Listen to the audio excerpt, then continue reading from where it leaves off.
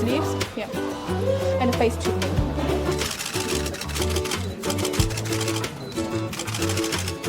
Okay, I need to push it 3 minutes.